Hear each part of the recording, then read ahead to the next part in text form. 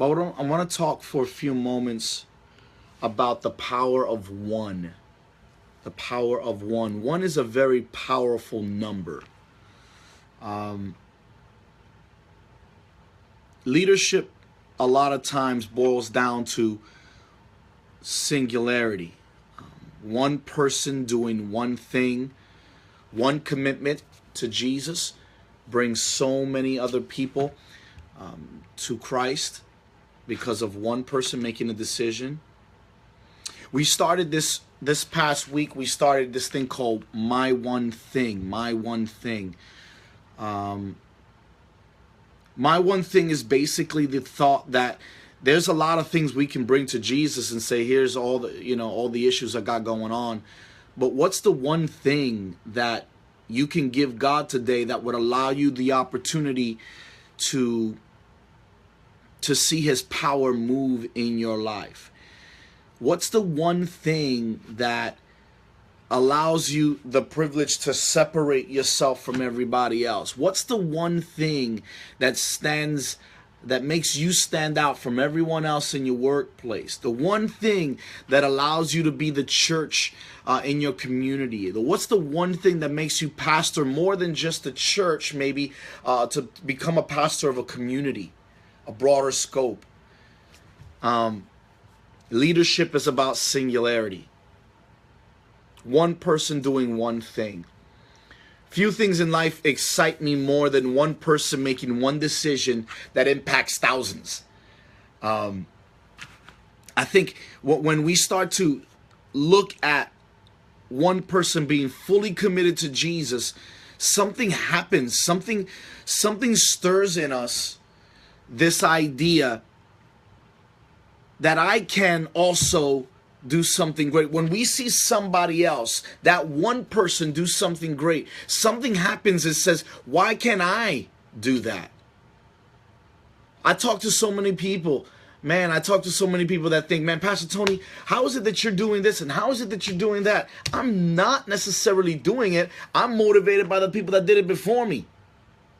I'm motivated by the people that did things before me, that did things great. And I said, wow, why can't I do that? I want to do that. And then there's people that follow behind me and go, Pastor Tony, I want to do that. Or Tony, I want to do this. Or Tony, I don't necessarily want to pastor a church, but I want to start my own business. I want to start a company. It all oftentimes comes down to one decision, one thing, the power of one. The power of one. Fully committed people often do one thing that makes the difference. Fully committed people do one thing that dramatically changes the scope of everything. And they often don't even know what that is. What often happens, though, it's a series of mistakes. And I remember hearing a story a long time ago. Forgive me for this chopped up story a little bit, but I think the illustration makes itself clear. When someone had discovered something, they said, how did you come up to that, finally making that one thing? How did you create that one thing? He said, well, I learned out of my 100+ mistakes, I learned 100 ways not to do it. And so eventually I'd stumbled upon the one that actually worked. If you're hearing what I'm saying, give me a thumbs up. Let me know that you're hearing what I'm saying. I think oftentimes it's a matter of one decision that stands apart from everything else. I love it when I hear about one man who makes a decision. I love it when I hear about one man that made a decision to lead his home. To lead his home. Not leave, but lead his home to righteousness. One man that made a decision that, you know what, I may not get that huge promotion, but I'm going to hold to integrity because of one decision that could have turned his whole career. He could have made the 6 figures, but instead he decided, I'm not chasing the 6 figures. I'm chasing integrity. I'm chasing character. I'm chasing the one thing that really I cannot give up. The one thing that I cannot compromise. The one thing, the remarkable thing that God has given us, the opportunity to be truth, to be light, to be the way leadership boils down to singularity. Listen, Jesus' style was the epitome of one. Think about it. He was one man who decided to start one ministry to minister to people in a way that revolutionized how the disciples saw ministry. It revolutionized how the Sadducees and Pharisees saw ministry. It revolutionized how everybody saw God. They saw a rabbi, they saw someone that did a lot of great things. Granted, I'll give you that.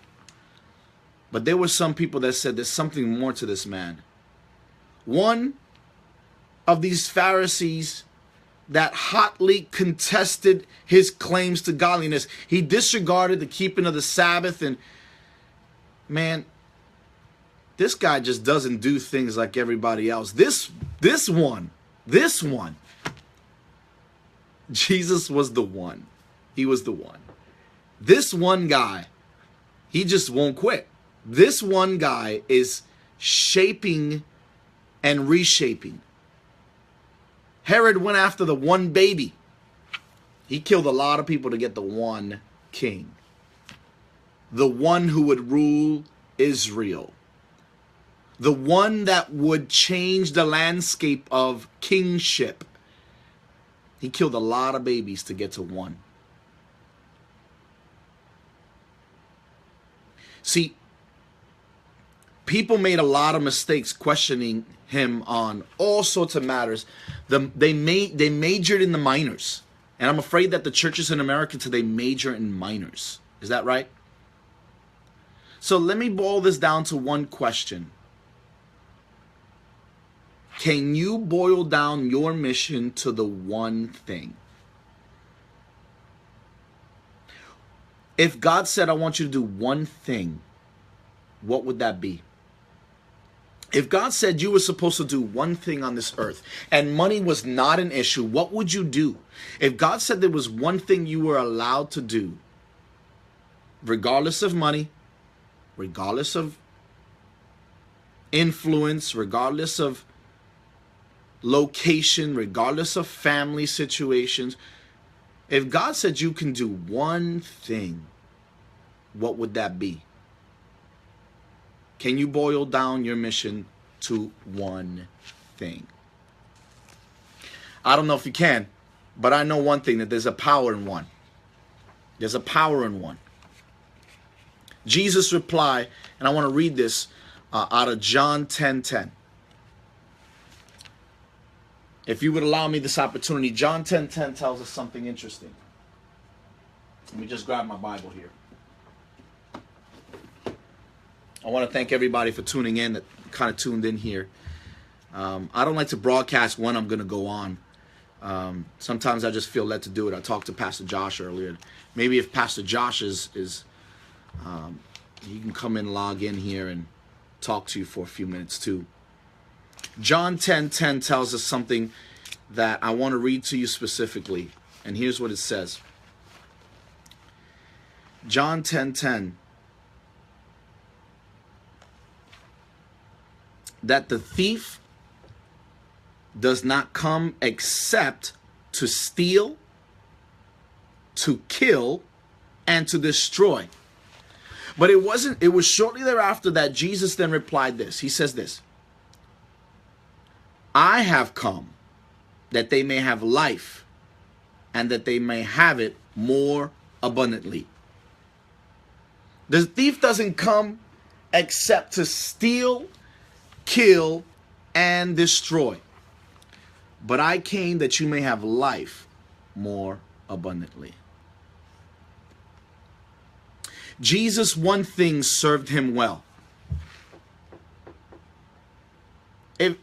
I find it interesting because out of all the things he said one thing. He said, I have come that they may have life and they may have it more abundantly. He could have said, I have come to get you straight because you're all messed up. You're all jacked up, right? He could have said, I have come to, straighten you out because you got a laundry list of problems. But I can't seem to put to bed this idea that God has one thing for you and there's one thing blocking you from getting to that one thing. Big shout out to my queen who logged on.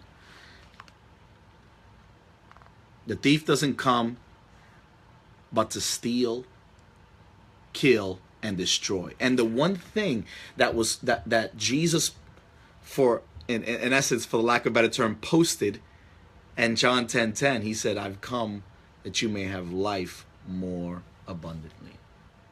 Man, if only we would have life more abundantly. If only we would have life more abundantly.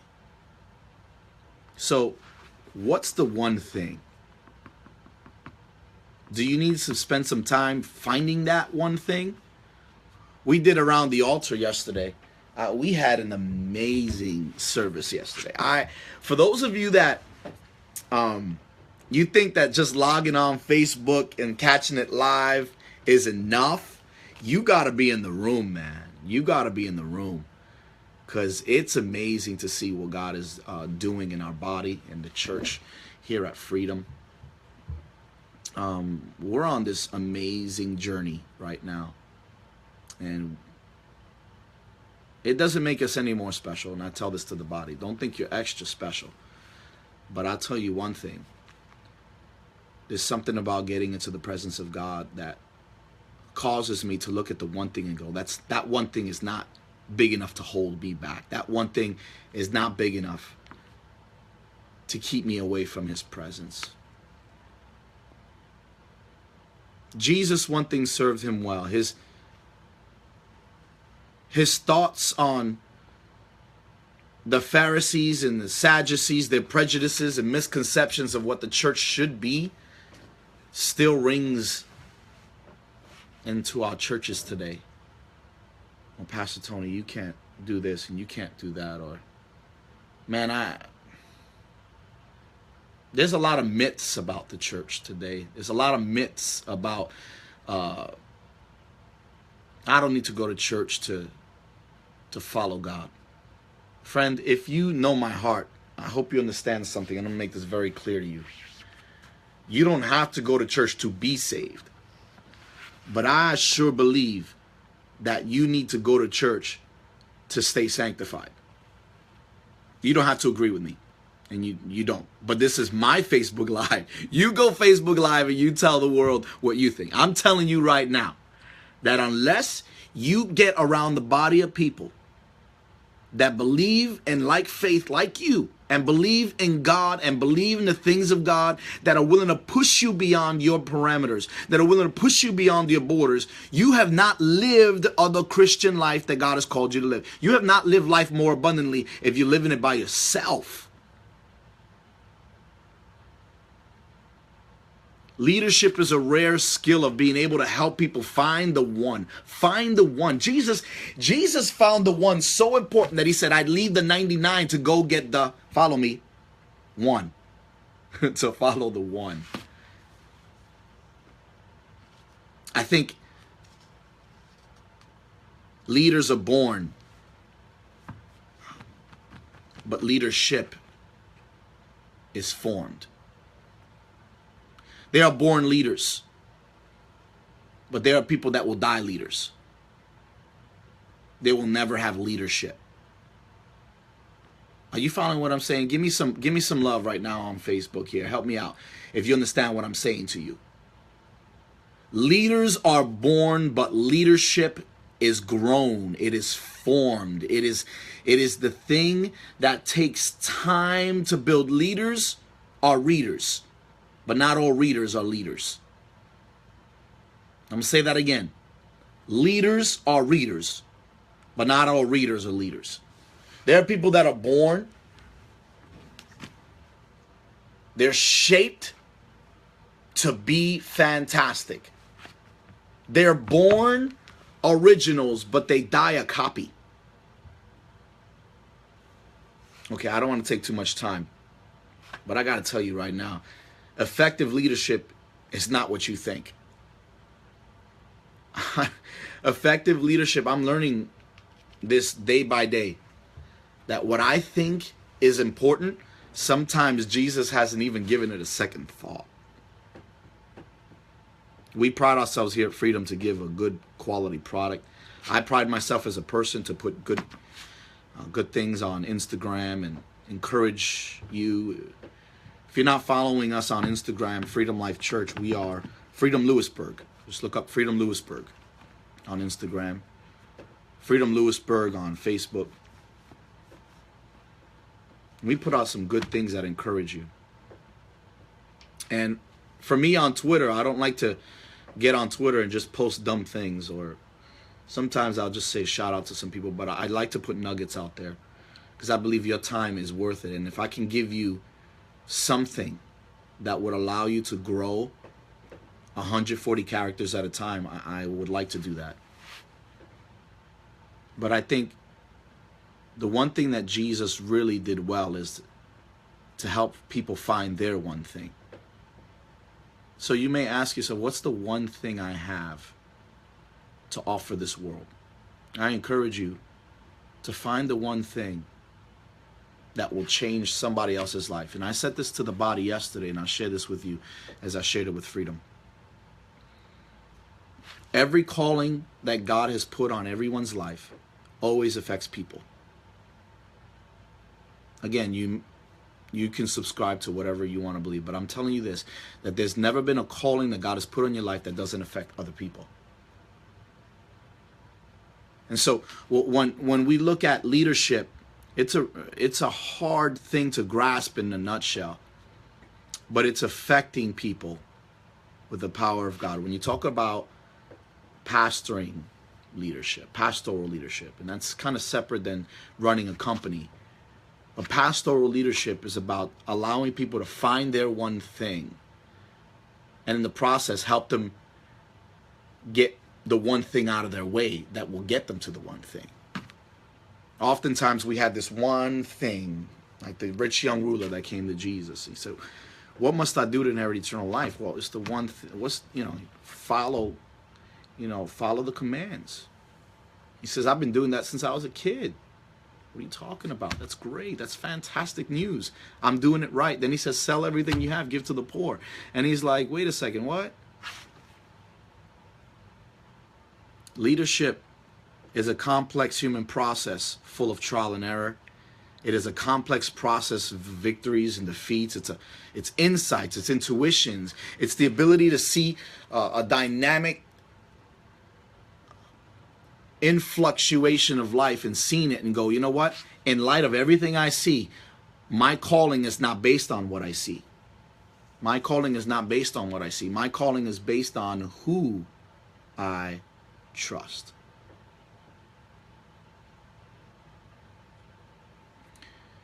Always see that rare environment of leadership as being an endowment from God to change the world around you. To all my pastoral friends, I want to say I appreciate you for standing in the front lines and praying in the front lines. And for all of those that are in our Freedom Body for these 21 days, man, we got about a week left here. Can I encourage you? Pray, man. Pray for us, pastors.